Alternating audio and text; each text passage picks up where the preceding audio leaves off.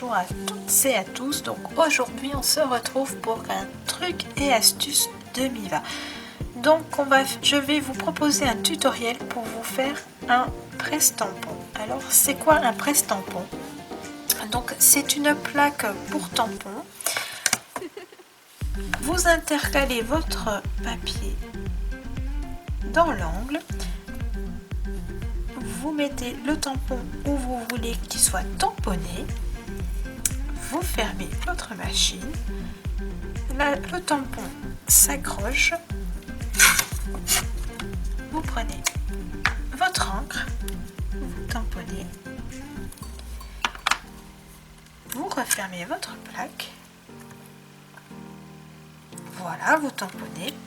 Alors, voilà, ça arrive très souvent qui ne... Regardez, hop, qui ne marque pas fort. Donc on recommence. Et le fait de recommencer, en ayant toujours la feuille bien positionner, donc la feuille qui n'a pas bougé, il vous suffit de retamponner jusque quand ça vous convient. Donc, parfait. Alors ces petits appareils est assez coûteux si vous achetez de marque, donc c'est plus facile de le fabriquer soi-même, c'est en tout cas beaucoup moins cher. Alors vous allez bien sûr retrouver des dizaines de vidéos qui vous explique comment fabriquer ce genre de petits appareils, notamment avec le cadre Ikea, parce qu'il y a déjà des charnières et bon, les gens ils s'ennuient beaucoup avec des charnières, avec des pochettes de DVD. Donc voilà, moi je voulais partager surtout mon idée à moi, comment j'ai pu améliorer ce petit appareil.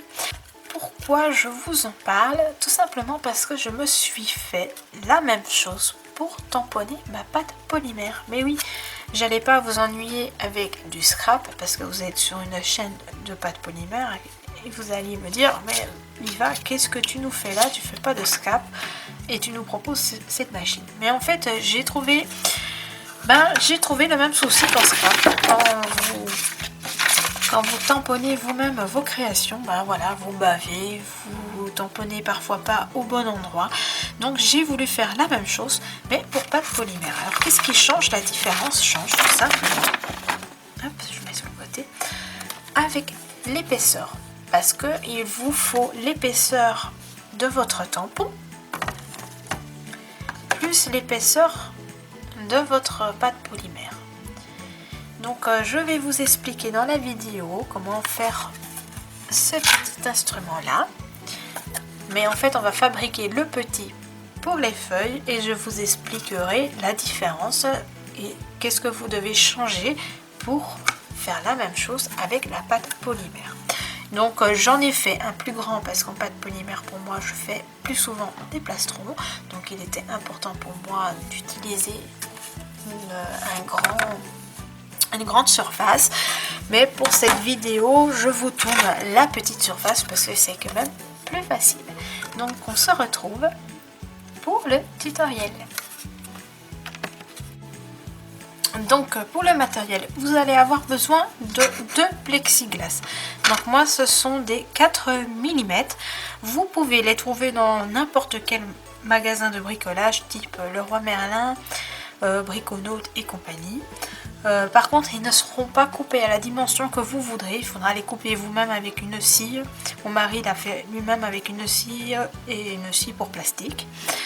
Et vous, avec une lime, vous limez les bords pour qu'ils ne soient pas coupants. Si maintenant vous n'avez pas envie d'investir dans du plexiglas comme ça, vous pouvez acheter aussi des plaques à tampons qui s'en vendent aux dimensions voulues bien sûr, mais vous pouvez en avoir qu'un. Vous n'êtes pas obligé d'en avoir 2 parce que le principe forcément c'est de rabattre, donc il n'y a qu'une face qui servirait et vous pouvez utiliser pour la face du bas la couverture d'un livre, d'un vieux agenda qui ne vous sert plus, d'un vieux livre ou d'un vieux carton, et vous servir du coup au-dessus avec de plexiglas pour les tampons. Voilà, donc la dimension je vous la donne pas parce que c'est en fonction de ce que vous avez envie d'avoir comme grandeur. Du coup moi je vais en faire une petite et une grande. Vous allez avoir besoin de mousses. Donc moi j'ai utilisé les mousses qui se trouvent dans tous les emballages qu'on m'envoie lorsque je commande des articles sur internet. Et vous pouvez avoir des épais comme ça, comme vous pouvez avoir des tout fins comme cela. Donc c'est vraiment en fonction de ce que vous avez. Vous pouvez utiliser aussi des mousses thermotactiles, ceux qu'on utilise pour les poupées Focaccia. Qu'est-ce que j'ai? L'épaisseur de votre mousse va correspondre à l'épaisseur de votre tampon clear, tout simplement, parce que pour presser, il vous faut la grosseur du tampon plus votre feuille, mais la feuille, voilà, elle fait pas beaucoup de millimètres, on va dire. Et si vous faites une plaque presse tampon pour votre pâte polymère, il vous faudra la grosseur d'un tampon, d'une mousse, donc la grosseur de votre tampon plus l'épaisseur de votre pâte polymère que vous utilisez en général lorsque vous tamponnez votre pâte polymère. Donc moi j'utilise le numéro 2 de ma machine à pâte de l'Atlas 150. Donc je sais que c'est toujours la numéro 2. Donc l'épaisseur en fait de la pâte et de cela correspondent forcément à cette épaisseur de mousse. Donc c'est pour ça que pour ma plaque polymère j'ai utilisé cette épaisseur là. Donc vous allez avoir besoin aussi de ce type de scotch, donc les fameux scotch, moi j'appelle ça des scotch Magalu. Donc des scotch tissés qui sont très solides, que vous allez couper, et d'un pistolet à colle, tout simplement. Donc nous allons couper nos mousses. Vous allez prendre la base devant vous. Et nous allons couper les mousses sur 1,5 cm de largeur en longueur pour les mettre comme ceci sur votre plaque de plexiglas. Alors faites très attention que lorsque vous placez votre mousse, que ceci soit très droit. Si vous voulez vous aider d'une règle, n'hésitez pas, parce qu'au final, lorsque c'est très droit, lorsque vous mettez votre feuille de papier, ça fasse un angle droit, que votre papier soit tip top dans l'emplacement. Donc regardez toujours, il y a toujours un... Je vais coller avec ma colle, mais de mousse.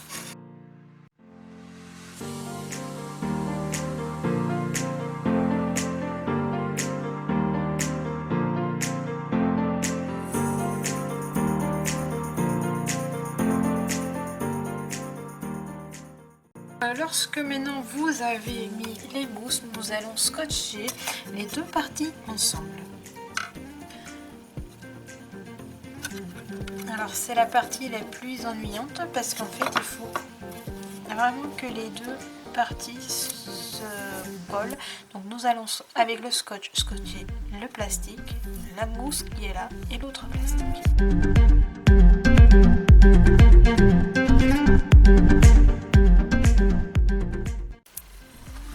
Donc voilà la première partie. Et la deuxième partie, c'est remettre une de bord de ce côté-là.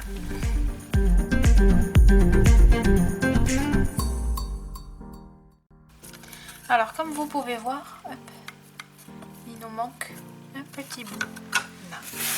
Donc nous allons prendre un carré de mousse.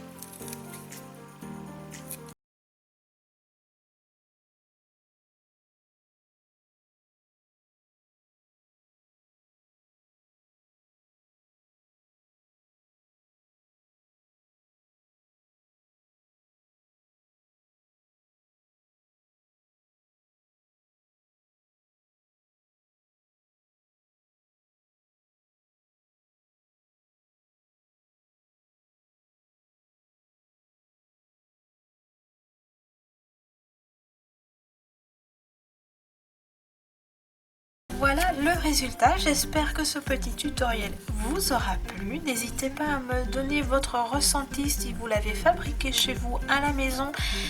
peut-être les inconvénients comme les qualités qu'il peut avoir, si c'est peut-être une bonne idée pour vous ou pas.